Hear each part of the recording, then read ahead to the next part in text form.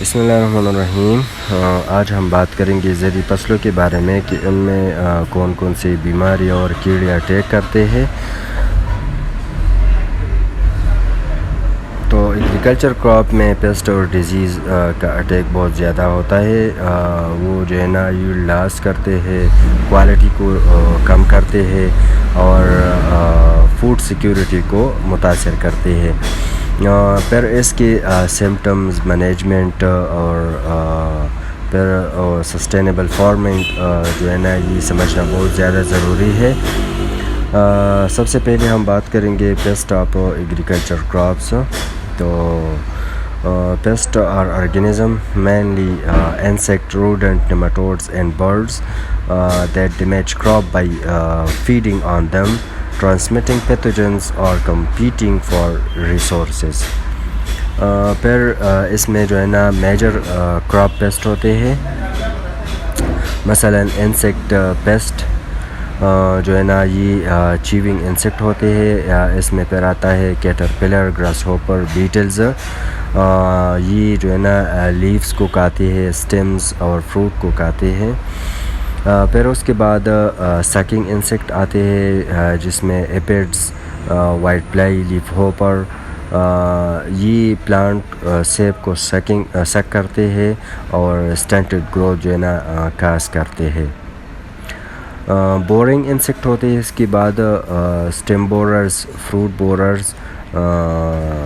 یہ جو ہے نا بور کرتے ہیں سٹیم میں، روٹس میں یا فروٹس میں۔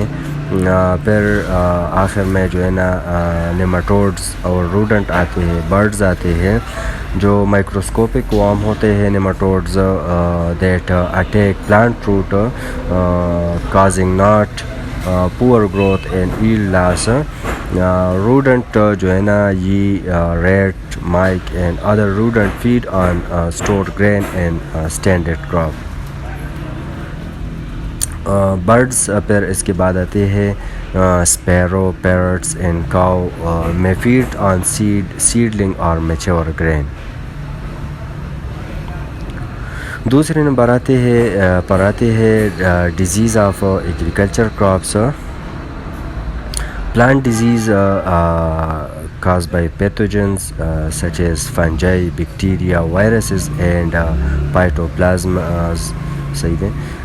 یہ جو ہے نا پلانٹ ابنارمیلٹی کو کاز کرتے ہیں، فیزیولوجیکل فنکشن جو ہے نا یہ اب نارمل کرتے ہیں۔ پھر اس کے بعد major types of crop disease جو ہے نا یہ اس میں پہلے فنگل ڈیزیز آتا ہے جو رسٹ آف ویٹ کو کاز کرتے ہیں، بلاسٹ آف رائس کرتے ہیں اور لیٹ بلائٹ جو ہے نا پوٹیٹو میں کاز کرتے ہیں۔ اس طرح ادر کراپس میں بھی اس طرح مسائل آتے ہیں فنگل ڈیزیز کی وجہ سے۔ پھر اس کے سمٹمز جو ہے نا لیپ اسپاٹس، ویلٹنگ، راٹنگ، پاؤڈری گروتھ سے یہ تو یہ سمٹمز ہوتے ہیں اس میں۔ پھر اس کے بعد بیکٹیریل ڈیزیز آتے ہیں جو بیکٹیریل بلائٹ آف رائس کو کاز کرتے ہیں، سیٹرس کینکرز، بلیک راٹ آف کیبیج۔ اس کے سمٹمز اس طرح ہوتے ہیں جو لیف سٹریک کو کاز کرتے ہیں، اوز، کینکرز، ویلٹنگ، اس طرح جو ہے نا سمٹمز آتے ہیں پلانٹس پہ، تو یہ بیکٹیریل ڈیزیز ہوتے ہیں۔ پھر اس کے بعد وائرل ڈیزیز آتا ہے جو بہت انتہائی خطرناک بیماری ہے، ٹوبیکو موزیک وائرس کو کاز کرتے ہیں، leaf Kharal in tomato and other crops یہ کاز کرتے ہیں۔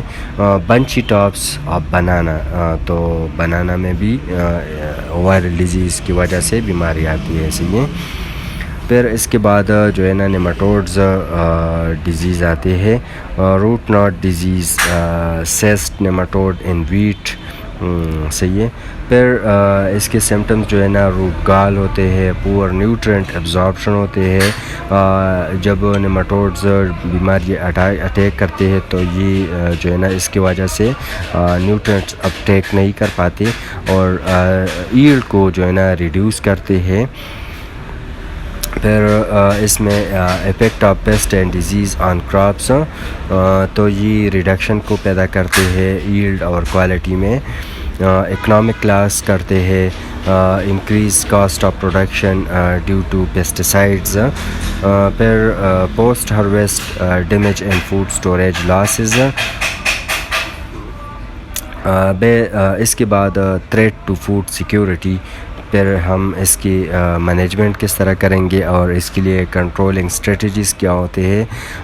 تو سب سے پہلے تو کلچرل پریکٹسز ہوتے ہیں، crop rotation, resistant varieties, timely sowing, proper spacing.